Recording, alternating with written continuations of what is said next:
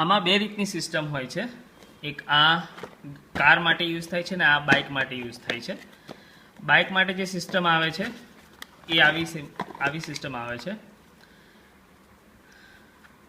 અને આ એનું પેલું કનેક્ટેડ છે. આ બાઇક માટેની સિસ્ટમ છે અને આ કાર માટેની તથા ટ્રક માટેની સિસ્ટમ છે.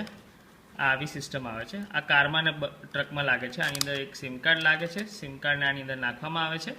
સિમ કાર્ડ નાખીને પછી આને ગાડીની અંદર ફિટ કરવામાં આવે છે. એનું વાયરિંગ આ પ્રમાણે રહેશે. એનો ડાયાગ્રામ પણ અમે તમને મોકલીશું. આ રીતના ગાડીની અંદર આ સિસ્ટમ લાગશે અને બાઇકની અંદર આ સિસ્ટમ લાગશે.